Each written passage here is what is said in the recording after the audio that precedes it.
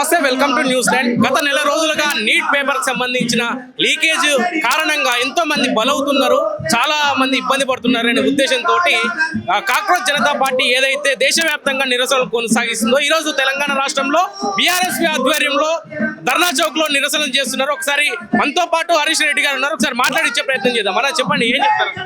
ఒకటే, ఇలా దేశంలో ఏదైతే జంతర్ మంతర్ దగ్గర ఢిల్లీ నడిబొడ్డున జరుగుతున్నటువంటి ధర్నా ఉందో, ఖచ్చితంగా ఆ ధర్నాలో వాళ్ళ న్యాయమైనటువంటి హక్కు. ఈ దేశంలో నీట్ ఎంట్రన్స్ ఎగ్జామ్ వల్ల మరి దానిలో పేపర్ లీకేజ్ వల్ల మరణించినటువంటి స్టూడెంట్స్ కి సంఘీభావంగా ఈ దేశ ఎడ్యుకేషన్ మినిస్టర్ ధర్మేంద్ర ప్రధాన్ గారు రిజైన్ చేయాలని ఒకే ఒక్క డిమాండ్ తో వాళ్ళు ధర్నా చేస్తారు.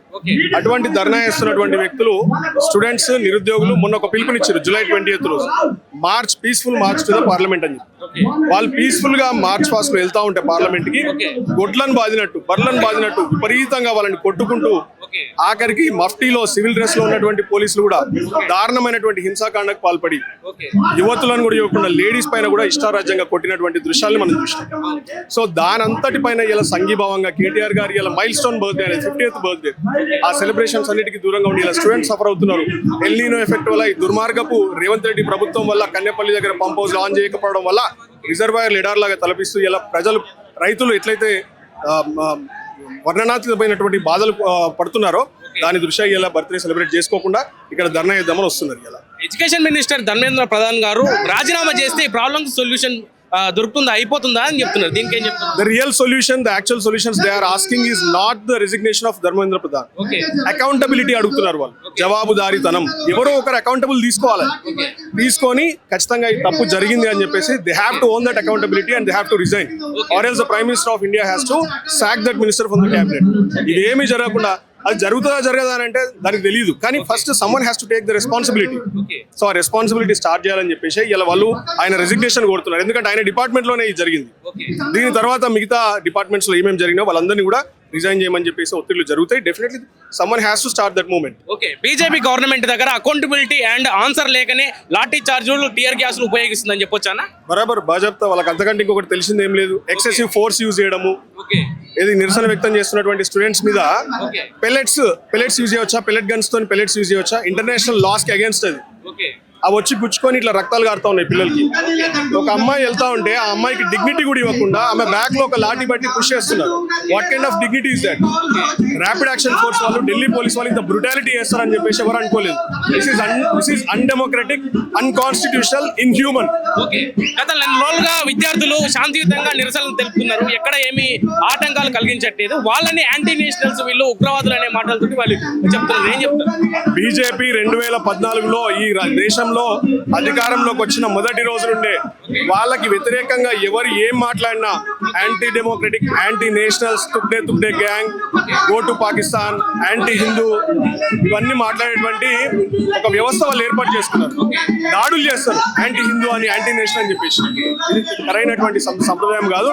వాళ్ళకి తెలిసింది అది ఒకటే. Other than that they can't say anything, they don't do anything for this country people. BJP ప్రభుత్వానికి ఏం చెప్పదలుచుకున్నారన్న ధర్నా చౌక్ వేదికగా ఈ రోజు మీరు? ధర్మేంద్ర ప్రధాన్ ని రాజీనామా చేయించండి, తర్వాత అకౌంటబిలిటీ తీసుకోండి. లీకేజ్ ఎవరి వల్ల అయిందో వాళ్ళందరి మీద క్రిమినల్ కేసెస్ పెట్టి ఫాస్ట్ ట్రాక్ కోర్ట్స్ పెడతానని నిన్న ప్రధానమంత్రి గారు అన్నారు. అది 3 నెలలు అవసరం లేదు, ప్రధానమంత్రి గారు 3 రోజులలో కూడా ఇవ్వచ్చు.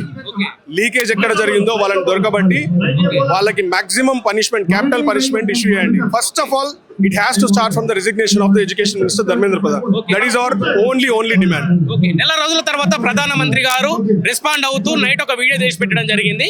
మేము ఫాస్ట్ ట్రాక్ కోర్టులు ఏర్పాటు చేస్తామని ఏదో చెప్పినట్టున్నారు. దీనిపైన మీ స్పందన ఏంటంటే? ప్రధానమంత్రి గారు కళ్ళు లేని కబోదిలాగా, గుడ్డోడ్లాగా బిహేవ్ చేయడము ఈ దేశ ప్రజల దౌర్భాగ్యం, మరీ ముఖ్యంగా ఈ దేశ యువత దౌర్భాగ్యం. ప్రధానమంత్రి గారికి ఇన్ని రోజులు కళ్ళు కనబడలేదా? ఇంటెలిజెన్స్ లేదా? ఢిల్లీ జంతర్ మంతర్ అంటే కూతవేటి దూరమైన ఇంటికి, ప్రధాన నివాసం ఇంటికి. మరి అక్కడి నుంచి ఆ విషయం తెలిసి కూడా ఇన్ని రోజులు ఎందుకు రెస్పాండ్ ఇవ్వాలి అంటే, వీళ్ళతో ఏమీ కాదు, ఏమన్నా అంటే యాంటీ హిందూ, తుగ్డే గ్యాంగ్, పాకిస్తాన్ కు పంపిద్దాము, foreign funding, Soros agent, China agent, మన్ను మశానం అన్ని అలా మీద వేసి చల్లగా ఉందామని చూసిండు. ఇవాళ ఏమైతుంది, ఆయన కిందికి వచ్చింది హీట్. ఆ హీట్ తలగానే రాత్రికి రాత్రి సెల్ఫీ వీడియో పెట్టి. But that is not the solution.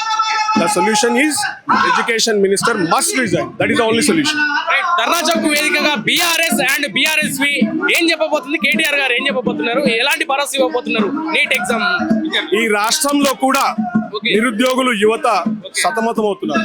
ఈ రాష్ట్ర దుర్మార్గమైనటువంటి పరిపాలన, దుర్మార్గమైనటువంటి ముఖ్యమంత్రి, ఈ ముఖ్యమంత్రికి ఇచ్చినటువంటి హామీలు చాతగా నిరుద్యోగులకు ఏమి ఇచ్చి యువ డిక్లరేషన్ అని పెట్టిండు. యూత్ డిక్లరేషన్ 2 లక్షల ఉద్యోగాలు ఏడమైనాయి, జాబ్ క్యాలెండర్ ఏడమైంది, మెగా డిఎస్సీ ఏడమైంది, 20,000 పోలీసు ఉద్యోగాలు ఏడమైనాయి, ల్యాప్టాప్లు ఏడమైనాయి.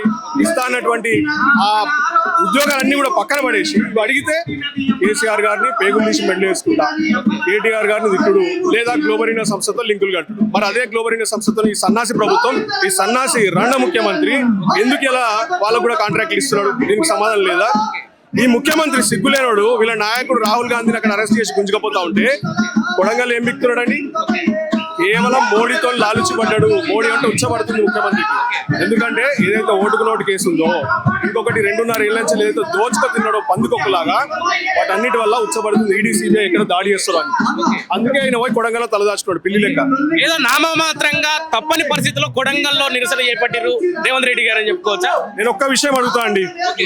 ఇలా రాహుల్ గాంధీ అనే వ్యక్తి ఢిల్లీలోనేమో ప్రధానమంత్రి ఇంటి ముందట ధర్నా చేస్తాడు, పోలీసులు వాళ్ళని కొట్టినందుకు, ఎవరిని? స్టూడెంట్స్ ని, నిరుద్యోగులు. మరి ఇక్కడ రేవంత్ రెడ్డి చేస్తున్న పీకుడు పని అదే కదా. ఇక్కడ నిరసన చేస్తున్న నిరుద్యోగుల్ని, స్టూడెంట్స్ ని గొడ్డులను ఇచ్చుకుంటూ పోయి వ్యాన్లలో ఎక్కించుకొని అరెస్ట్ చేస్తున్నాడు కదా. మరి ఈ సన్నాసిని కానీ లేకపోతే ఈ స్టూడెంట్స్ ని కానీ ఎన్నడన్నా సానుభూతి వ్యక్తం చేసినా ఇక్కడికి వచ్చి సింపతి చూపించింది వాళ్ళతో. ఎన్నడన్నా మాట్లాడిన రాహుల్ గాంధీ? ఇవన్నీ కొట్లాడుతున్నాం. సో ఇవన్నీ కూడా తప్పాలంటే ఖచ్చితంగా ఈ దేశంలో ఇలా కొట్లాడుతున్నటువంటి స్టూడెంట్స్ పక్షాన ప్రతి ఒక్క రాజకీయ పార్టీ సానుభూతి రావాలి. రెండోది, ఎడ్యుకేషన్ మినిస్టర్ రిజైన్ చేయాలి.